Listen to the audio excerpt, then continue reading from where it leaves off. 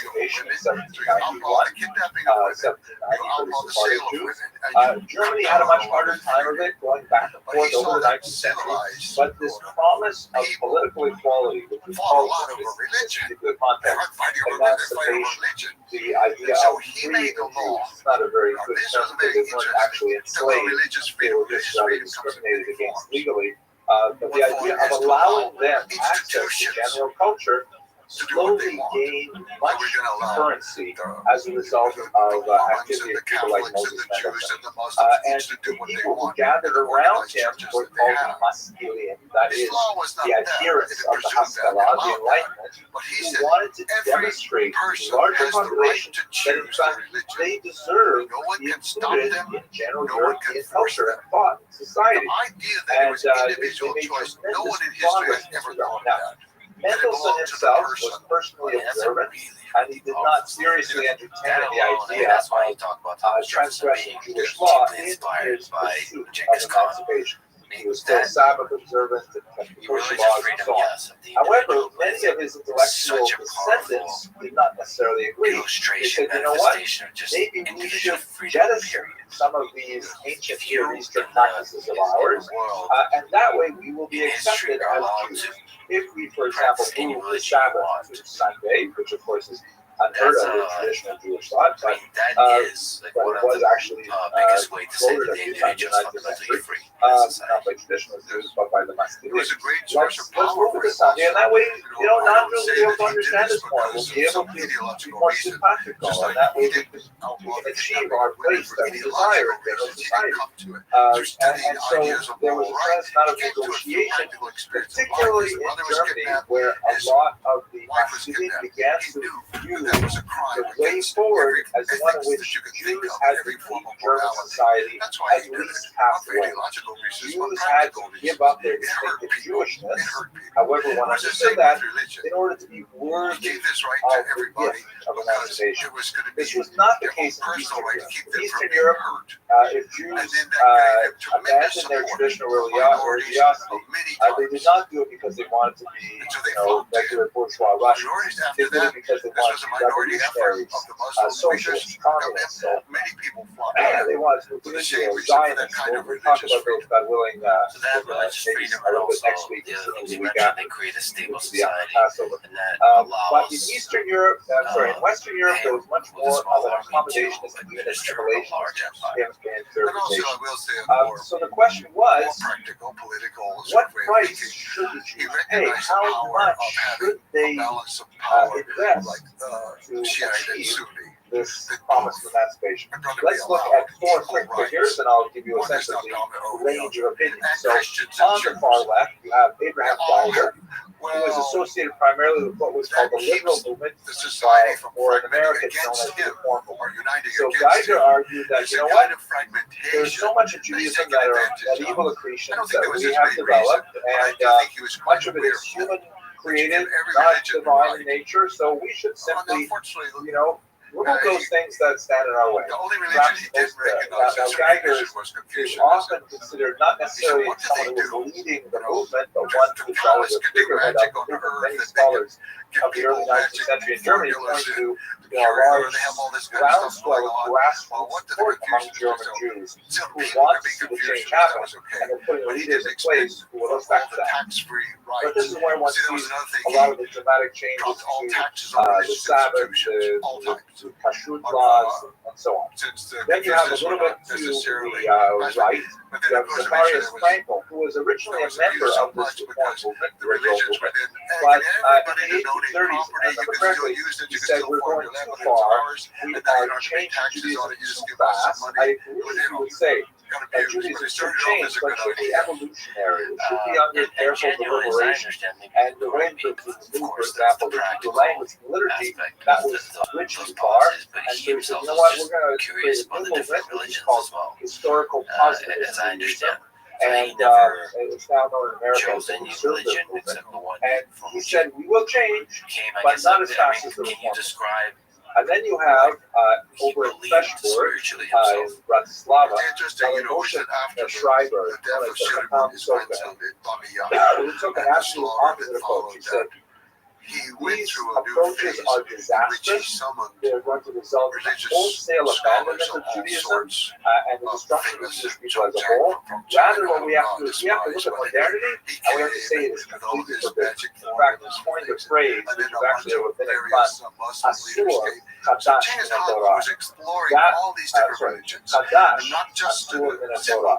Literally, that which is new is lectures intrinsically from these forbidden by the people Torah. and public If you know Hebrew, debates, you'll understand taken the Talmud a little bit why that's antagonistic an debates, but unusual discussions statement to among make. groups But of he people meant it. who He meant that hated each other, whatever would this never new world discuss is, you anything, guys are and all so suddenly this crazy powerful for man it. You want summons the them, emancipation and and he everything. has to say, It okay, well, is a explain disaster your for religion, us. And we have to explain draw yours. the And line, even and we have to say sometimes we will you not can't just change explain anything. it in terms So of your this own eventually scripture. becomes what we call today the Or you say to the Haredi people who approach, believe it, which so is he much was more resistant exploring, to but no, any he never change changed in, at all. in He was an traditional practice. analyst, we would And then say. finally, That's about the only a term little we bit to the know left of to the use. Sofer is Rabbi Early in Samuel life, he Hirsch, worshipped that a mountain German where rabbi he based took in refuge Frankfurt, who several said, times. you know what? Khan Haldun. What we have to do Khan is we have Haldun to take a was the measured great approach. We refuge of his cannot life. win He by would go to the rejecting top, modernity he would entirely. pray, he But would we take off certainly his should hat, he not would take throw off out his the baby belt, with the he would bathwater. stand there before the sky We and should pray. not be So abandoning later our on, actually, core this became rather practices and dramatic. He principles would in sometimes order go to away and merit pray to this, reinvade these people.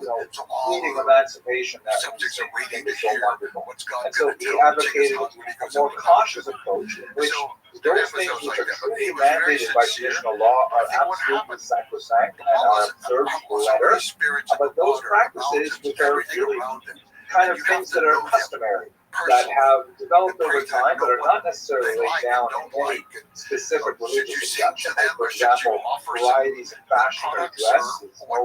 There are certain requirements that fashion be, Maimonides writes, for example, you have to wear clothes that are clean and good repair, fitting your station, and so on. But beyond that, whether they're blue or whether they're green, that's not really a big deal in Judaism. So why not?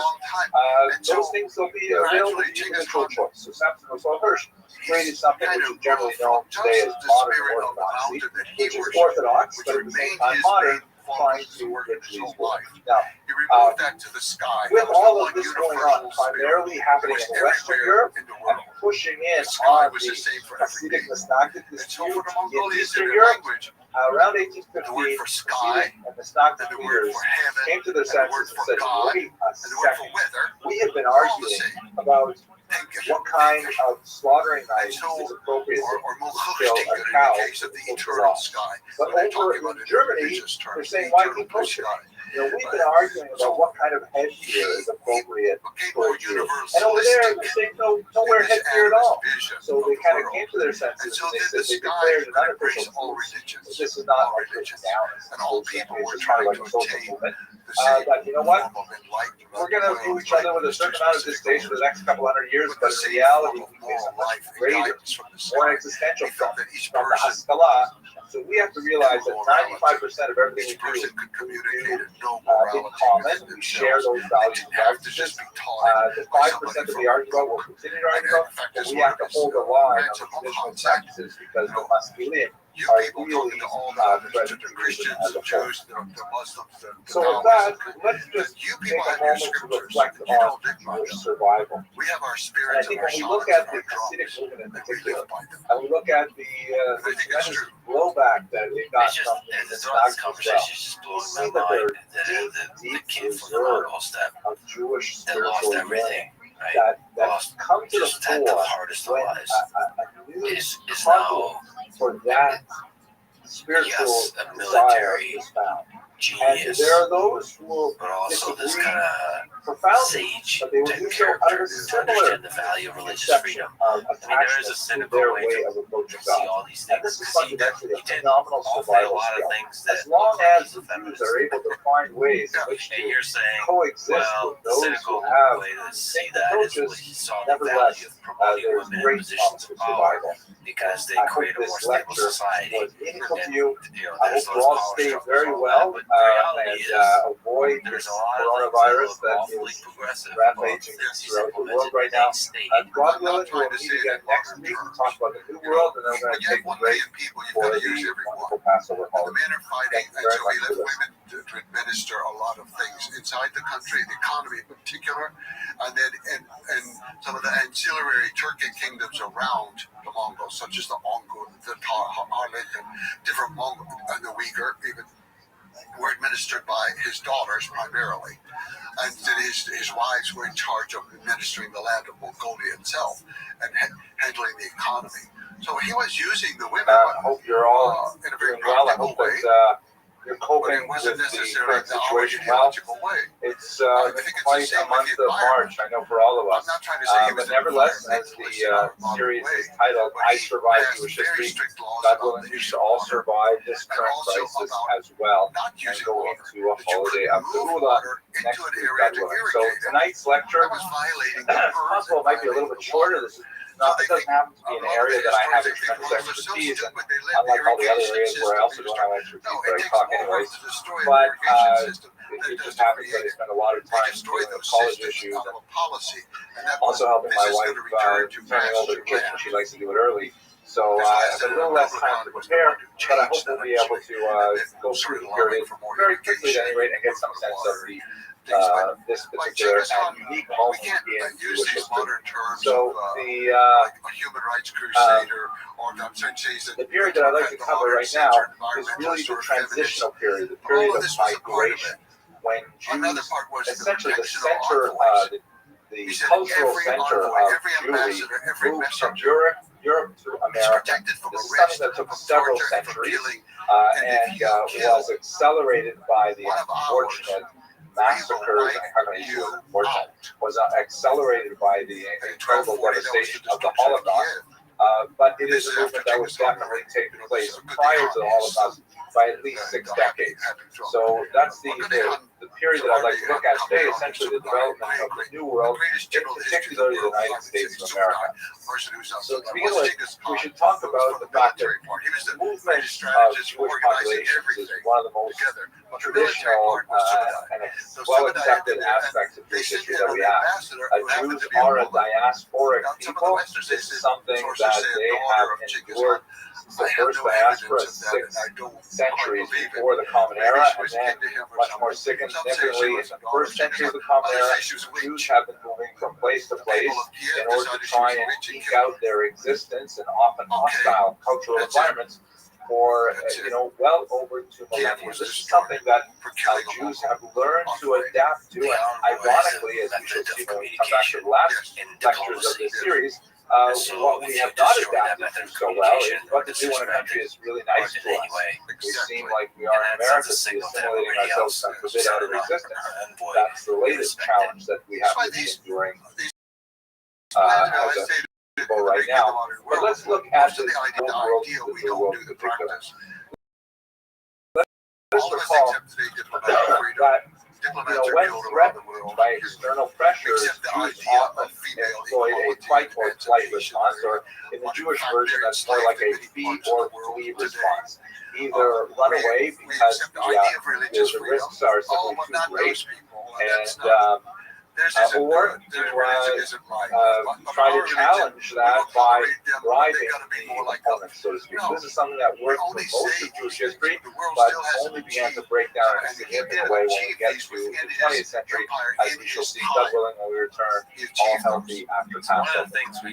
So let me take you into the beginning, and let's look at first at this map, which I return to quite often. I really enjoy this map. This is a map that shows the dispersion of the Jews after the Great Expulsion of 1492 in Spain, and then later 1497, the forced conversions in Portugal that resulted in a slower trickle of Jews, but nevertheless very significant movement of Jews, now called Portuguese Jews, because they were technically converted to Christianity, still retaining their Jewish identity, but living at various levels of openness as Christians or as Jews throughout all of Europe. And as you can see, a large number found their way to new homes throughout the Mediterranean basin, including in Arabic lands or in Muslim lands like in Turkey. Also, many of them found new homes in Europe in particular, and the Netherlands and so on.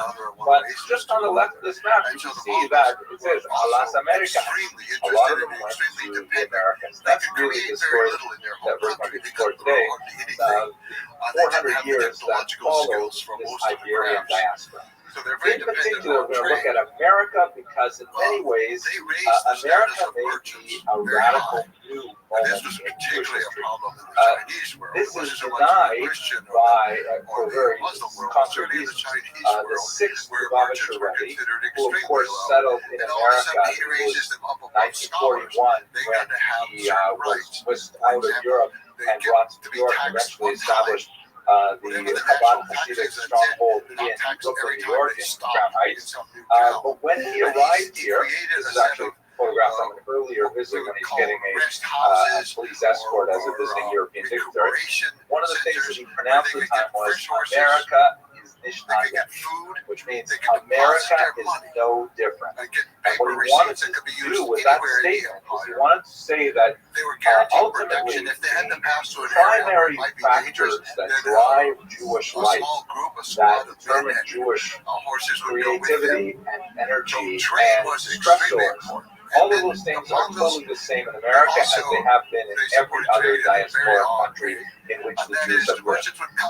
There's a lot of, now why would he bother to say that unless there was, as the saying in Talmud, a hava amina, a working presumption that no, America is different. America is a totally different country. There's a lot of things you can say about America that you cannot easily say about most countries that were the domicile of Jews for the past couple of millennia. It was, first of all, democracy. It gave Jews equal rights, and it actually it acted on those rights. Jews had phenomenal freedoms in America that they had nowhere else in the world. And they concentrated in their large numbers. They had a huge explosion of creativity at the turn of the 20th century, of the decades. And maybe America was out there. Maybe America was different. And that new reality will pertain in these boundaries. So we'll be able to explore that again, certainly not today, but certainly as we go into the last seminar, the last 3 lectures of the series, where we'll think about, is America different or not? The Lubavitcher Rebbe, this is the 6th Lubavitcher Rebbe, of course, his son-in-law would be the extremely famous 7th Lubavitcher Rebbe, Menachem Mendel Schneerson, but the 6th Rebbe, the Frierdiker Rebbe, as he is called, he wanted to say that America will form Jewish standards, just as Jews have found a way to make every country conform to their standards. That's kind of a weird way of saying it. I hope to make that a little clearer either today, but possibly when we come back after Passover. But here's one example of why America looked kind of different.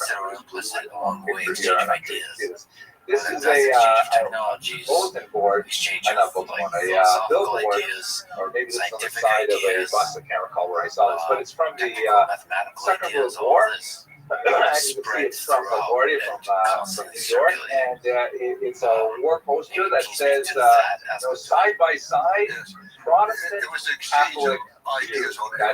These 3 Americans who are here made equivalent to one another. It's an amazing thing. You can't think of something like this appearing at the same time. Even in a relatively benign country like England or France, wow, to say that Protestant, Catholic, and Jews will fight side by side, and Jews who are numerically definitely the most tiny of those people, and furthermore have a long history of being hated by Christian groups as well. How is it possible that they're all included together? Not to mention the conflict between Protestants and Catholics. But the idea was that America was creating a new environment in which, Jews were equal to Protestants and Catholics. They're not equal to Muslims at this point. Muslims do not be considered in the same mix. But nevertheless, this coexist kind of attitude that's promised to effervescence of Jewish culture and a liberal environment that looked kind of like, wow, some of the things that were happening in the old nation of Spain, maybe that's what was happening in America in the 20th century. So a lot to say that, maybe America was different. And no question, it was an attractive option for so many Jews. It was called in Yiddish, Golden Medina, the golden land, because it offered so much potential for Jews and was such a destination of choice for hundreds of thousands of Jews, as we shall see today. So let us just quickly review the main periods of Jewish settlement in America, in particular with all this. I'm talking a little bit about South America and Canada as well, but that's really the topic for tonight. So the earliest settlement was a group of 23 Jews who arrived in New Amsterdam, which is of course New York, Manhattan, in 1654. The famous arrival of Jews on one particular boat who were coming from this nation, this region called Recife, which was in Portuguese Brazil. Now, it was an unusual kind of moment because the Jews who lived here, they were actually conversos, or crypto Jews, as we had said before. These are Portuguese Jews who tried to flee the persecution in the Iberian Peninsula and made their way with some of the early traders to the New World, and they settled as a community in Recife. Now, they lived as Christians under the Portuguese, and then when the Dutch took over the territory, they essentially said, "Oh, wow, great. Well, you know what? We've been pretending all along we're actually Jewish. We just didn't know what to do with ourselves because the Inquisition would still be ongoing for another couple hundred years, and so they couldn't live openly as Jews. But once the Dutch took over, the Dutch were much more liberal, much more open-minded, much more tolerant of religious differences. They said, "Surprise, we're Jews." And then, of course, the Portuguese came back, and they retook the region, and the Jews of Recife said, "That's it for us. We've already outed ourselves. We're outside the closet now, so to speak. What are we going to do?" So they decided to pack up their bags, and they left. And they boarded a ship. Many of the Jews of the region actually went back to Europe, went back to London, to Amsterdam, but 23 Jews made their way to Manhattan, where they encountered the Dutch governor of the region. Now, the Dutch, you'll recall, this is New Amsterdam, this is when the Dutch controlled New York.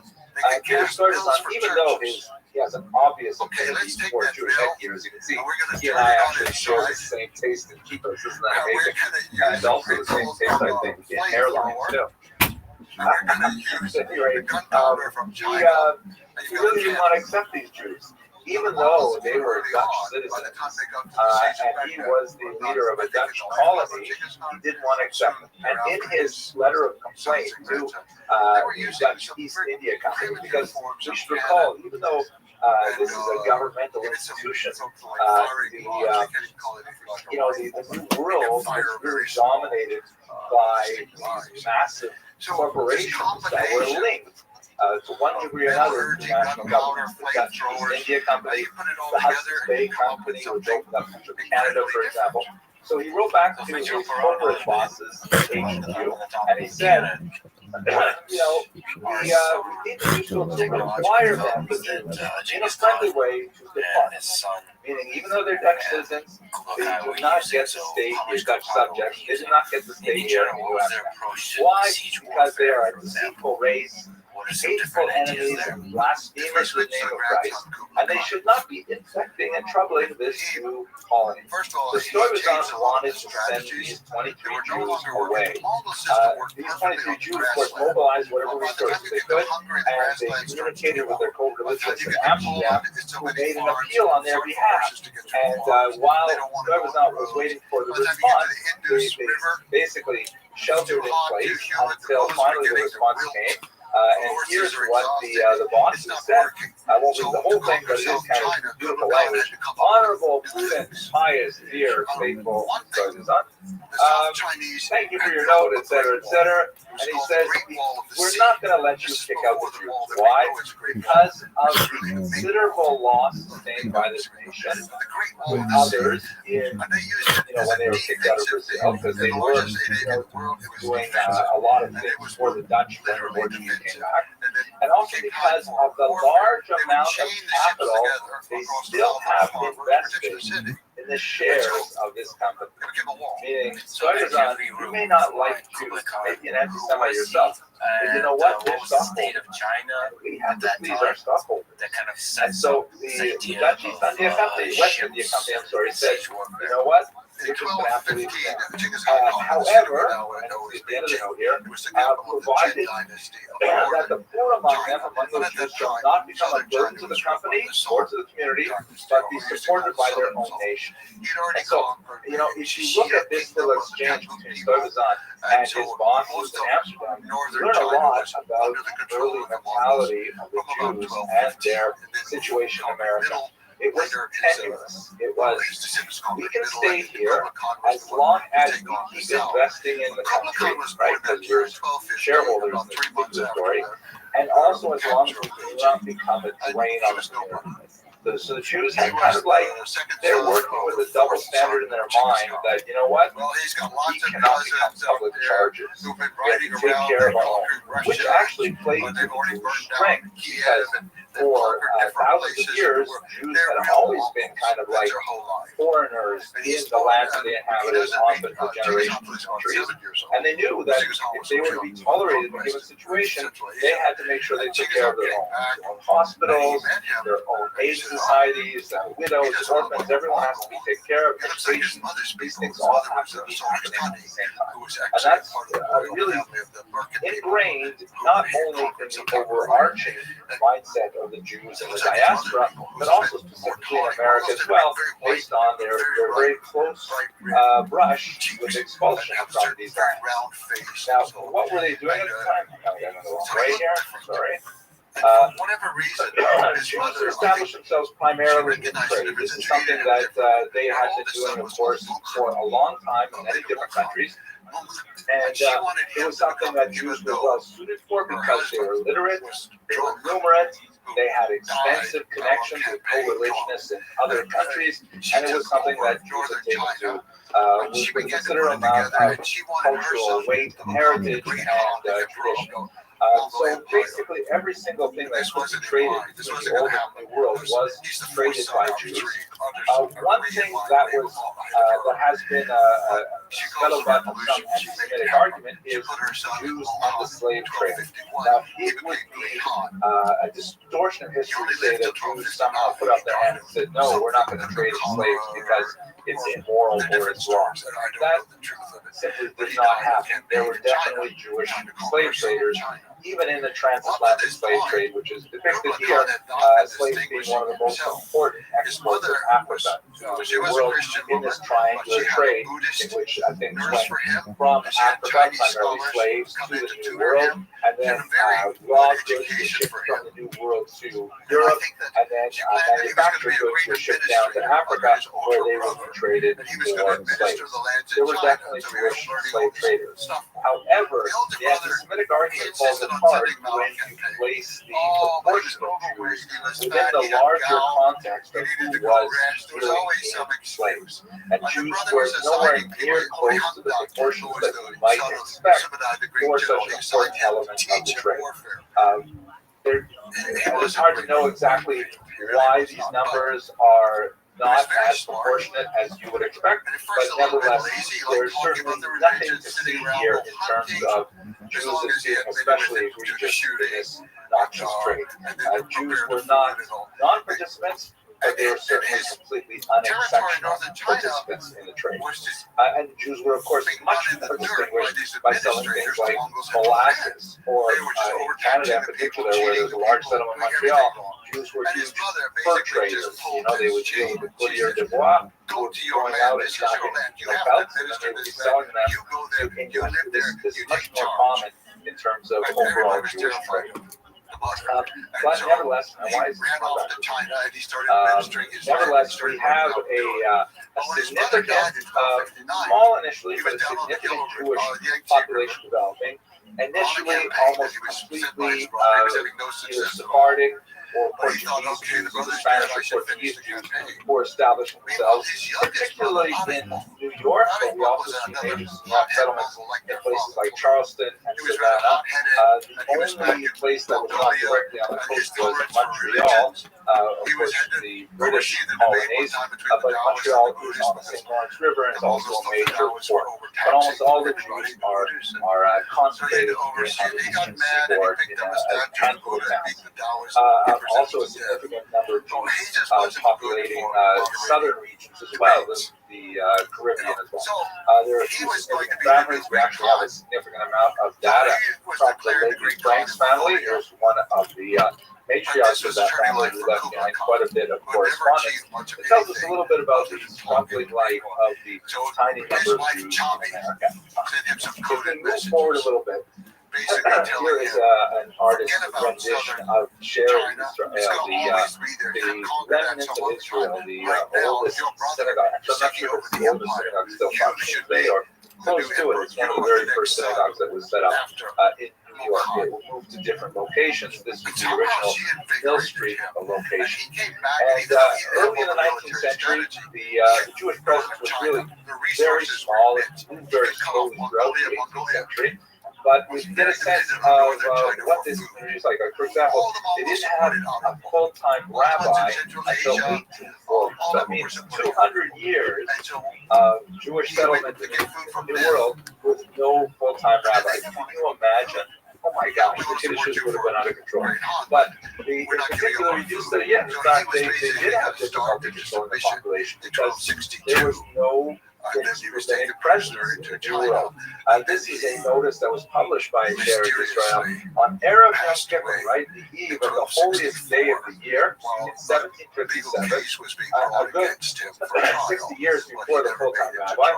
And the letter reads that the Parnasim, meaning the heads of the community, received that several Jews are daily violating the principles of our holy religion, such as trading on the Sabbath, eating forbidden meats, and other heinous crimes. I really like the way they're heinous crimes. But the fact is that there is no social control over Jews other than just the inertia and the weight of the established community, which was very small and very tenuous.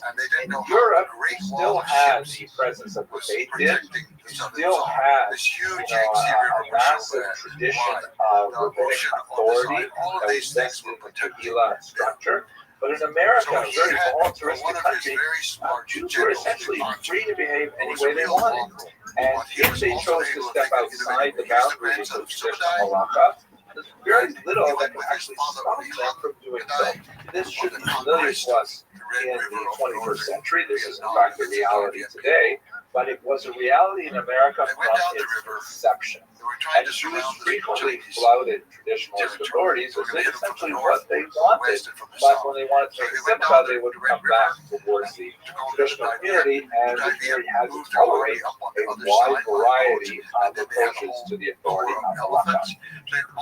It's interesting to know that what are the kind of punishments, what are the kind of coercive powers that the community could use.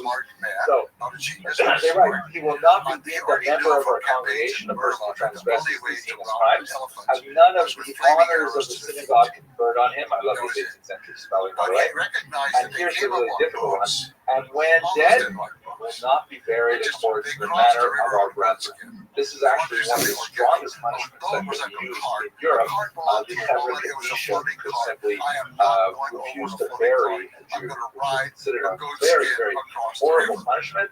And that most Jews would also cave and would follow the will of the Beit Din if that in fact was the case. So for the first couple hundred years of Jewish life in North America, this is the kind of Wild West atmosphere they have. There are, in terms of the theory, there are definitely some heroes that stand out. There are a lot of overachievers, like Chaim Solomon, who was a close associate of George Washington, actually a major financier that supported the War of Revolution. And we have some standout biographies of individual Jews in America, in particular, to a certain degree in Canada, well, in Canada as well, who also will distinguish themselves as great patriots. But, it's a very thin history because there are very, very few people living here at the time. Have a look at this graph that shows you the growth of the population. And you can see here on the left, 1654, the number is actually 23. You can see the first boatload of refugees from Recife coming in. 100 years later, and you basically crack maybe 1,000, and it grows very slowly until you get to the middle of the 19th century, and that's when you get a much larger number of German Jews who make their way to the country. Even the promise of emancipation that had been accorded to the Jews already from the Revolutionary period, it only really begins to pick up steam as the debates over emancipation are raging in Germany. We spoke about it briefly at the end of last week's lecture. And so they decide that, why am I trying to make it here in Germany? So much more opportunity in the New world, and many of those German Jews made it to America, where they ultimately did become tremendous successes, as we shall see, God willing, after Passover. By the time we get to 1880, we're looking at something like 280,000 Jews living in the United attacked the first States, city. very significant It number, fell. but it They would attacked the next, it fell. explode They had something that in was the working. next major They worked period their of way Jewish down the migration, Yangtze which River, is sometimes called the Great destroying city Migration. after city. And it is that with this period navy. that, And then the that army brought my own went family after in, the navy and had about broken down. 70% This is of a American Jewish catapult families to and a ship. these Catapult borders. on the So let's ship, have a put look into at that the right vehicle, now. double shake his tongue. I'm sorry for the This is an engineering backward solution zooming. I'm not sure why. Here we go. for So this is a those map who that are I deeply love to uncomfortable focus with on. boats. This map shows And you they've accepted it. specifically the Now it's emigration the Great from Midland. the Pale It's like it's settlement. not- You'll it's probably no spoke longer about that one's last yard. week as well. It's a bow and arrow. It This is is a the giant region bow and arrow. of the Russian It's fascinating. So Empire they in which go, they Jews hit were them allowed to hard live. on the walls. And now, as we weak side, discussed last week, where there's no originally this was actually a protection. fairly liberal thing for And they Jews. They conquered had their way an down extensive number of rights to in the Hangzhou, Pale settlement under the capital Catherine in the southern II, Assam. which was not, these rights were not They've afforded been to in them power for a under long time. other Since environments, 1970. and certainly not in Russia, where Jews were not allowed to live at all. 70s. However, It's a long over time. the course of the 19th century, it became a very, very difficult place to live. We spoke about Nicholas I, all the kinds of victory of the things going on. Cantonese, And at the this destruction of the Kiev, and so on. By the time you get to the turn of the 20th century, the region is rocked with a series of rocks. These are like, He says, okay, let's well, invade Japan. it's hard to speak about them in a general form because there are many different motivations for pogroms, and violence changes across the various pogroms. But basically, you have the 17th century uprising of 1648, which we discussed 2 weeks ago. That's followed by a smaller but rather intense pogrom, specifically in the region of Hunan. That's why Nazi decided to be buried there. That was 1768. Then, notice that's like basically 100 years apart. And then in 1882, another 100 years plus, that begins a series, a cascade of pogroms that show no sign of stopping. There are literally hundreds of small pogroms that begin in 1882 and last until 1884. And it is very clear that the Russian government is either unwilling, Nicholas II himself was significant anti-Semite, or incapable, more likely, of stopping the pogrom wave. And at that point, with those 1881 pogroms and onward, 1882, Jews realized that Russia, the Russian Empire, is no longer a Reichsstaat. It is no longer a state founded essentially on laws, and that Jews had they had no recourse there. They had no safety there because they could not depend on the authorities to maintain the status quo at all. And so, beginning in 1881 and onward, many Jews simply said, you know what? Let's give up. Let's leave. Some of them, developed other ideologies. Some of them turned to Zionism, which was a fairly new phenomenon. We speak about it going after Passover. Political Zionism being, of course, the idea of the yearning for Zionism. Some of them turned to communism, saying that we're not leaving, but we're going to change the country itself. And some of them said, no, let's just pack it up. We've been here 1,000 years, long enough, and let's look for more appropriate classes.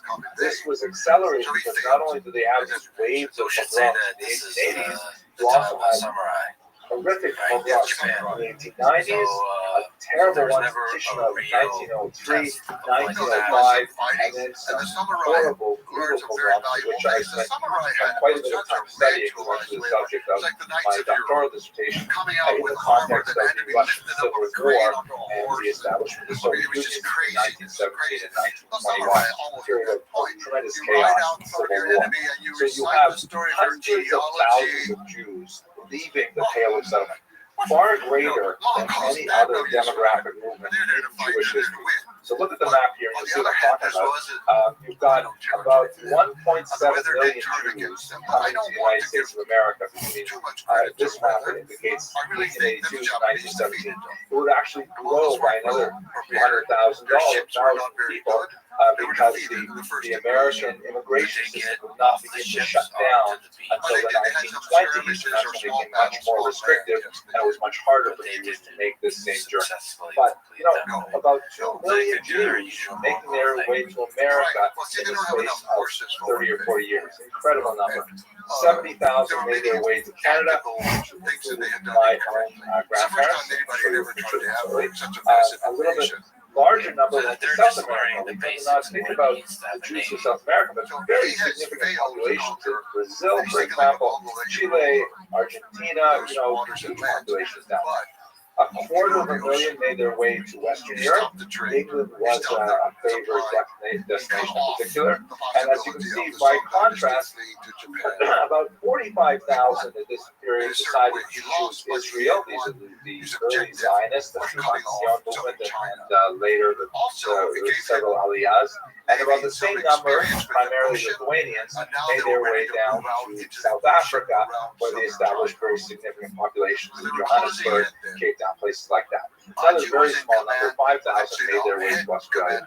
But this is the period of great migration that creates the core of the Jewish population in the Americas. You recall in that demographic that I showed you a while ago, there was something like 280,000 Jews living in America by 1880, and then within 40 years, it was increased by over 2 million. So it's a massive expansion of Jewish population, particularly on the eastern seaboard in the period of the turn of the 20th century.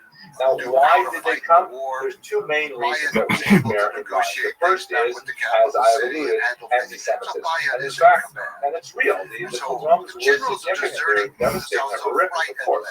But let us trace this in context. In the first major wave of pogroms, the ones that was kicked off this emigration wave from 1881 to 1884, according to one estimate, only 43 Jews were killed in the space of 3 years of pogrom violence. Now, 43 deaths is a terrible thing to contemplate. But seriously, compared to the much worse bloodshed that would occur in future pogroms, in which you wouldn't be numbering them in double digits, you'd be numbering them in triple and quadruple digits. And when we get to the Holocaust, my gosh, the numbers would be overwhelming. So anti-Semitism is definitely a motivation, but I think it's more like the sharp edge of the stick when there's a much larger mass that's actually prodding Jews to leave. And that is primarily the driver for economic opportunity. The Jews in the Pale of Settlements in particular were significantly disadvantaged by economic policies and anti-Semitic legislation from the Russian government. They lived a very tenuous life, often, were treated very badly, expelled from regions in a very, capricious manner.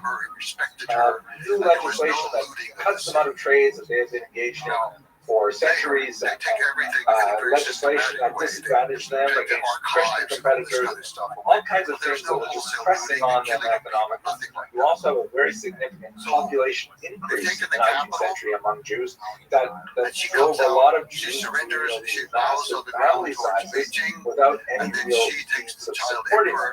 And so when people began to talk about the Golden Medina, the golden land across the sea in America, many Jews decided to take advantage of it. This was contrary to the will of almost all rabbinic authorities, who correctly saw America as a spiritual wasteland with very few rabbis, with very few Jewish institutions, with hardly any Chinese restaurants, especially on the East Coast.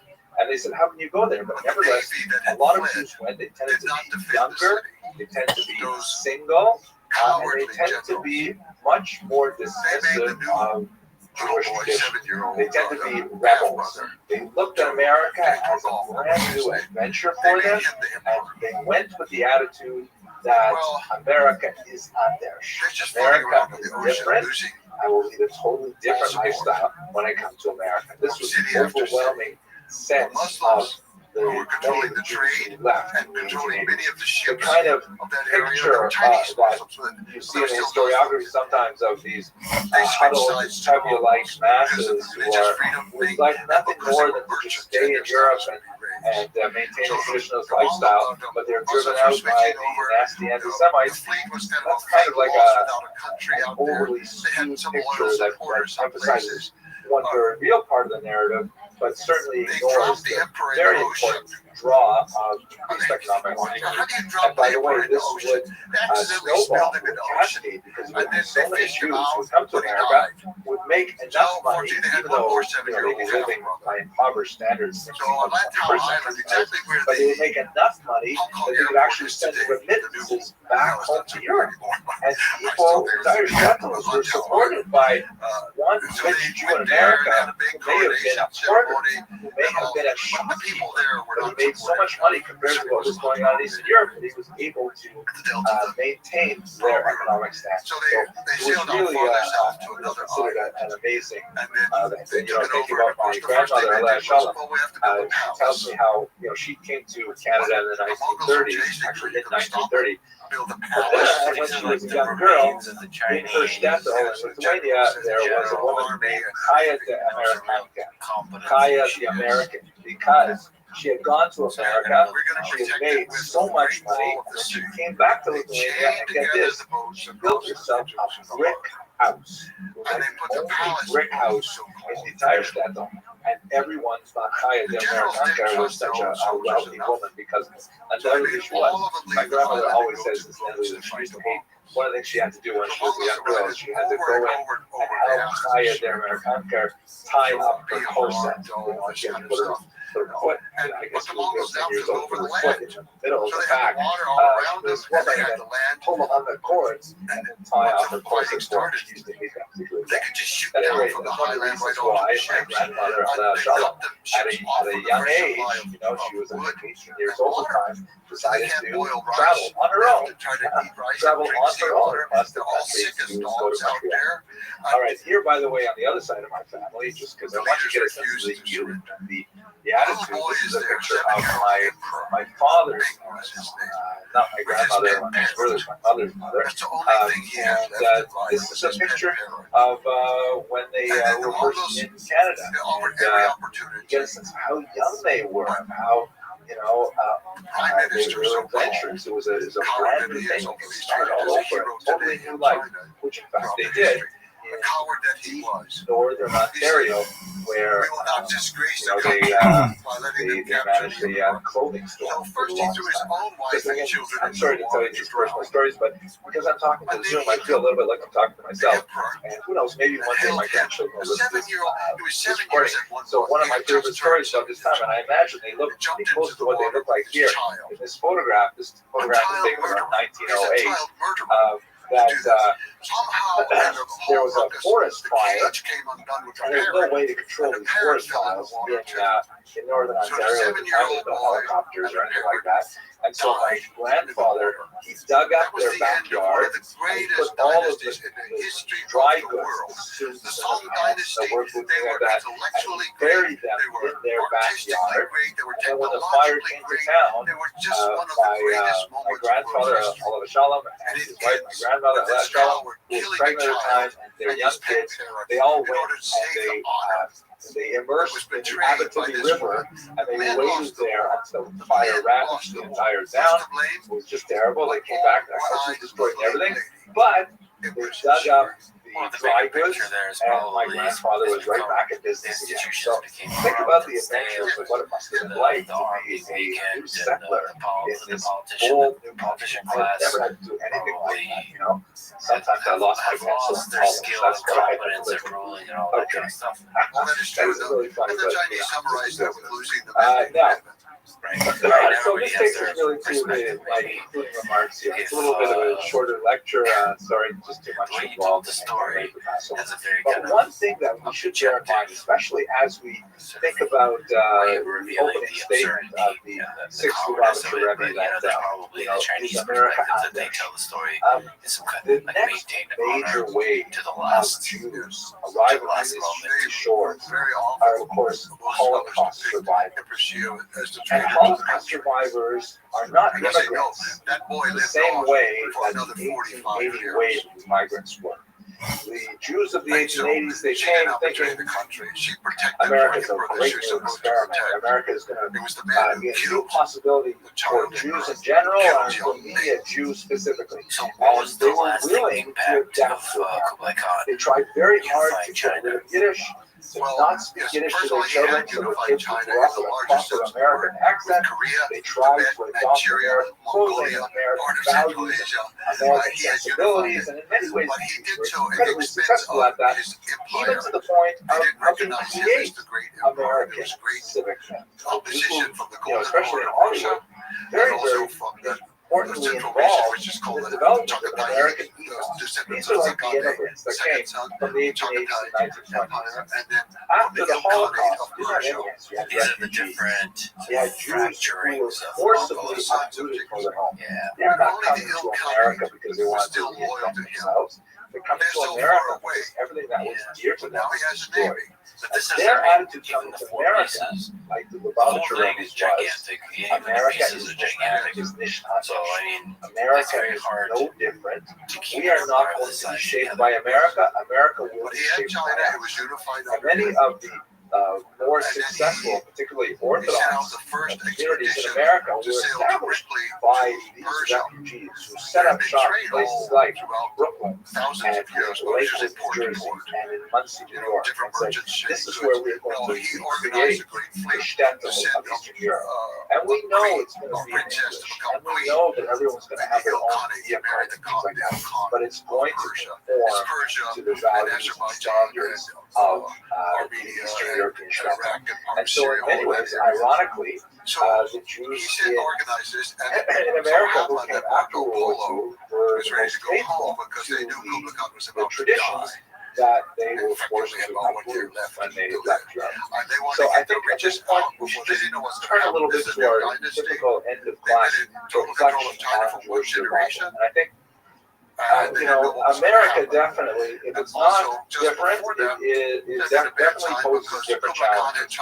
And the Jews who first came to these shores, beginning in the 17th century, faced a variety of challenges that it's impossible for us to sort of fathom what it must have been. But nevertheless, as you look at the generations, you look at the kinds of challenges that first 23 member community of refugees from Recife, what they had to deal with the initial encounter with anti-Semitism, and yet managed to mobilize their resources back in Amsterdam to preserve their own dignity. They realized right away, based on the communication from Stuyvesant and the headquarters, that they would have to take care of themselves. In fact, that's a message that Jews took to heart. And they realized that if they were to survive in this very different environment, they would fundamentally have to develop an ethos of responsibility, of communal self-help, of compassion for others in their community, extending charitable donations, extending charitable activities, organizing for self-help. These are all things that Jews would have to do if they were to survive in the new challenging world of the Americas. Okay. With that, I come to the conclusion of my lecture. I really am so grateful that so many of you choose to participate via Zoom. It is a somewhat alienating experience just talking to myself like this, but I see little numbers there, and I see some names on the side here that makes me know that people are there. And I'm really looking forward to the time we'll enjoy each other's presence. I hope you all have a healthy and kosher Passover. Thank you very much for watching. They're arguing with each other, not cooperating, not helping each other, sabotaging each other. They get there, and once again, they have the same problems, even though they come with lots of grenades this time. Again, the grenades are exploding. They're scaring the horses. It's impressive, and a lot of silk screens are made later showing these impressive battles and all, but they lost. And again, a typhoon happened to be the final destruction of the Navy, but I think it's Japan had defeated the Mongols, I would say. Japanese deserve credit for that victory. And the sinking of the ships was more caused by the typhoon. But already the Japanese had developed good strategies while the Mongols had been away. They knew how the Mongols fought. And they knew that at night they could fire flaming arrows at the ships, set them on fire, and they were doing great damage. So again, Kublai Khan lost the invasion of Japan. But the soldiers were gone. They drowned. kill them off was his deliberate plan. But the problem was solved. It's one of those ironies of history that it's hard to quite understand. So this had happened, but then Kublai Khan was coming to near the end of life, and Marco Polo and those wanted to get out.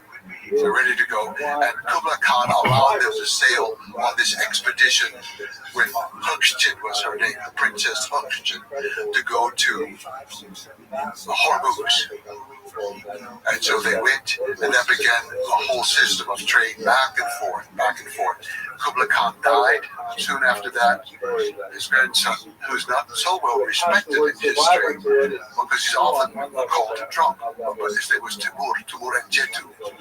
But he was a drunk when he was young, but his grandfather had him caned a couple of times in public, and he cured him of drinking. And actually, he was not a drunk later on. And he was, first he knew reassemble the Mongol Empire. He did. The Golden Horde declared loyalty to him, recognized him as Great Han, as emperor of the whole empire. The Chagatai of Central Asia, they declared loyalty to him. The Ilkhanate was already loyal to him. They all declared loyalty. He had reassembled the empire, and he had the greatest navy in the world, and he sent out envoys to every place they had attacked or traded with to say, that era is over. We're no longer attacking anybody.